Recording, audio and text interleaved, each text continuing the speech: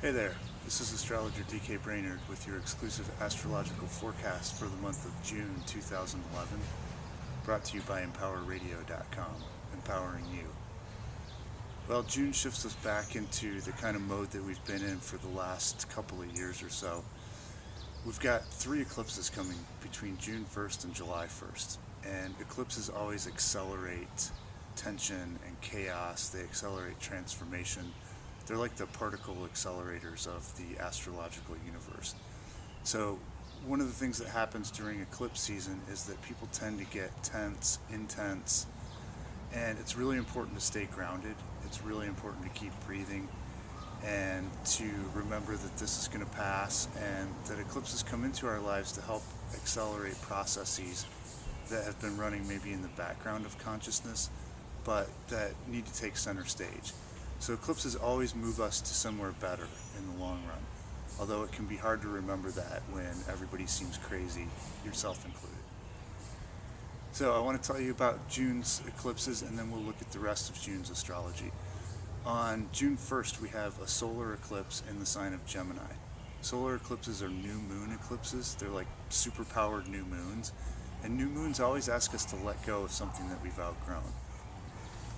So Gemini is the sign that talks about thinking and communication, and what we're going to want to look for there is a thought pattern or a way of talking about ourselves and our world that we've outgrown, that it's time to let go of. On the 15th, we have a full moon in Sagittarius at 24 degrees Sagittarius. So 24 Sagittarius is an area of the zodiac that's conjunct the galactic center, and anytime we get information on the galactic center, especially a full moon eclipse like this one, we can expect things to get pretty weird.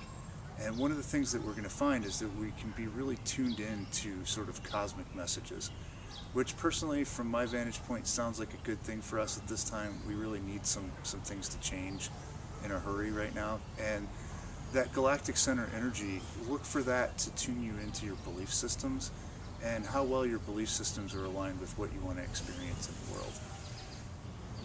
Overnight on June 30th, we have the last eclipse of eclipse season, which is a solar eclipse in the sign of Cancer. This eclipse is really interesting, and frankly it's a little bit scary looking because it ties into the cardinal climax energy that we've been dealing with since the summer of last year, since June, July, and August of 2010. It makes aspects to Pluto and Uranus, Pluto in Capricorn, Uranus in Aries, and Saturn in Libra. So it's a very, very intense energy. Definitely want to be sort of prepared for all sorts of strange things to come up. And I don't really like the way that eclipse looks, but it's something that's on the agenda that we have to deal with. So I just want to put it on your radar. On the 21st, we have the summer solstice in the northern hemisphere, winter solstice in the southern hemisphere. It's the time when the sun moves into the sign of Cancer each year. And that's also going to trigger that cardinal climax energy as the sun moves into an opposition with Pluto and Capricorn and a square with Uranus and Aries. Right at the beginning of the month, we've got Jupiter moving into the sign of Taurus. Jupiter in Taurus should try to mellow things out a little bit with all that eclipse energy going into the background.